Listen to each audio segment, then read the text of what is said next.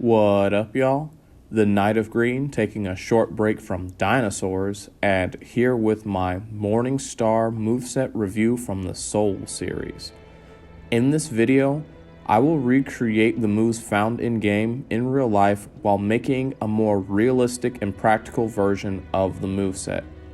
This will be done in a similar format as my other weapon review videos, and I apologize for the lateness of this video since this was supposed to be my 100th subscriber special. There were a lot of reshoots as I underestimated the amount of moves I had to recreate. But here it goes, better late than never. This weapon review includes all Souls games, including the 3 Dark Souls games. Well, technically 5, but we're gonna say 3. And Demon Souls is represented, yay, Mbasa. And there's even a hint of Bloodborne. Not like a lot, but there's a smidgen. So yeah, let's get into the breakdown of this weapon. Morningstars, by design, specifically are sinister anti-armor weapons. Like most other hammers, maces, etc., it was top-heavy, meaning most of the weight was situated towards one end. This allowed the weapon to exude a great deal of force when it made impact on a target.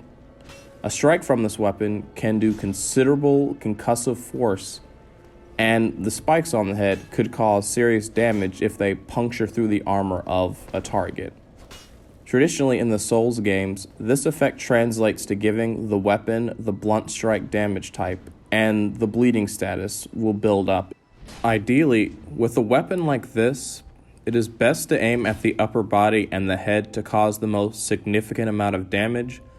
But from what I've observed, most of the moveset consists of hunching over and slamming the weapon on the ground for some reason.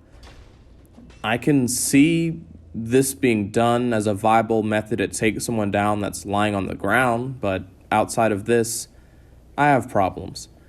As mentioned in a previous moveset video, well, I should say all of them, slamming your weapon on the ground is bad as you aren't really actively aiming at your opponent, and you can damage your weapon for no real reason. Especially when the notable features of this weapon are its spikes, slamming it repeatedly on the ground will dull or break them, and it will decrease their effectiveness. And besides, if you have spikes and you want them to get broken off, wouldn't you want them to at least be lodged in, I don't know, the person you're trying to hit? So, the version of the weapon that I'm using is comparatively as heavy as the variations used in the Souls game, so with this in mind, it is a bit heavy, but it's not to the point where I feel I have to drop it on the ground each time I swing it.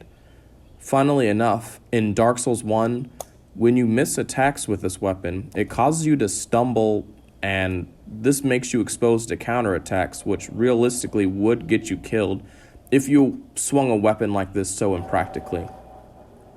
Outside of this issue, the other thing I observed is that there's a lot of overswinging with this weapon, but I think it's kind of a given as most games have this, I suppose.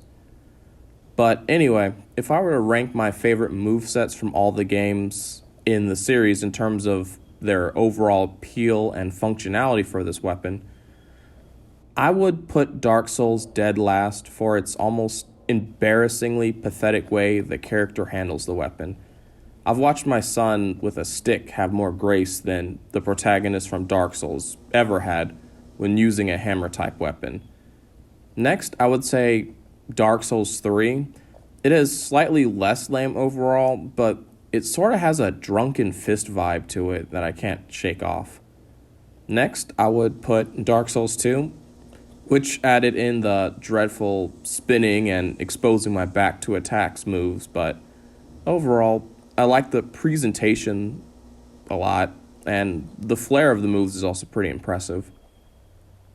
Also, can't forget power stancing and all the fun that brings to the table.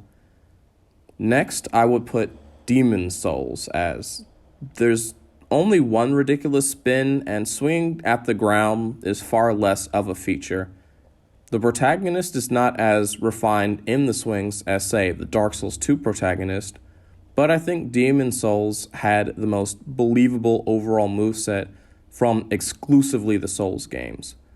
I wonder what the future will hold for us in Elden Ring when that comes out. But, I feel like I should have had a Sekiro tie-in in here, but no, it doesn't have anything like this at all. But none of these games can compare to the demonstration Bloodborne had in store. Geez, I wish the Tornitrus had some spikes on it so I could have claimed it was a Morning Star. This moveset has everything I would have wanted in a Hammer class moveset. Flare, energy, low amounts of ground hitting, no spinning, and little overswinging. But then again, I think this is just a Bloodborne thing, and maybe I should start bringing more Bloodborne weapons into this series. So, looking at the defensive two-handed blocks, it's executed like straight swords, and there are issues with it because it lacks cross guards, so the hands aren't very well protected.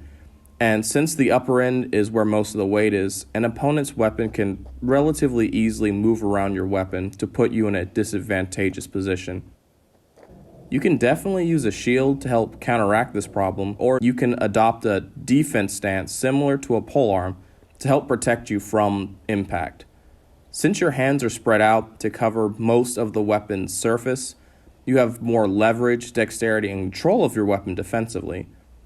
And you've created a reasonably sized area in which you can intercept oncoming blows. From this defensive position, you can also launch a variety of different types of attacks, such as sliding your top hand back to extend the range of your swings. You can also even just keep your hand just close to the head and deliver devastating punch-like actions, similarly to how Conqueror does in For Honor. In regards to swinging this weapon, I really can't offer too much insight on it. I primarily work with swords, so I can say I'm biased towards them. However, I think I have some ideas on how to use this. Some general notes. This weapon's a bit more difficult to wield than a sword, as the weight and momentum make it hard to stop mid-swing and to change the direction it is going, which is a far easier thing to do with swords. Change the direction, I mean.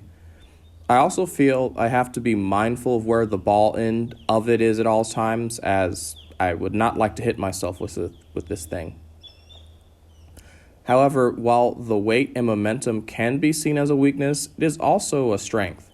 I found that when you use the momentum of the swing, you can perform rotations, or a fancy way of saying I'm just twirling this thing around, and you can use these to generate more forceful blows. These rotations can also be used in a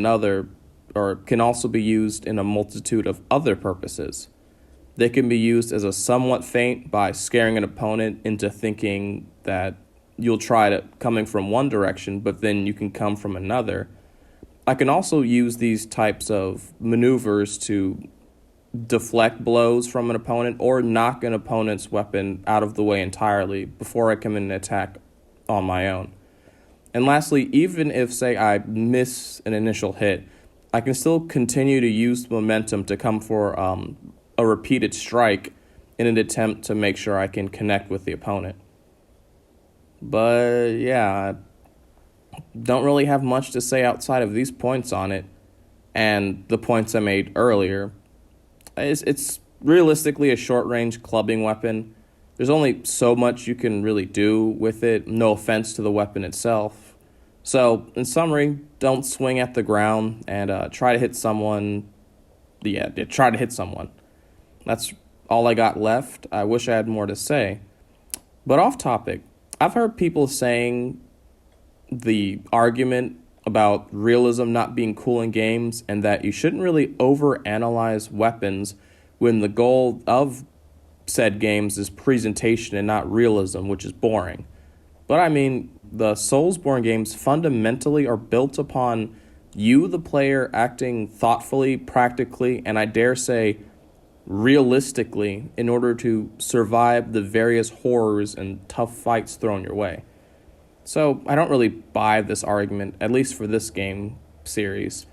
So, I do wish that they kept some of the movesets at least a little bit more believable.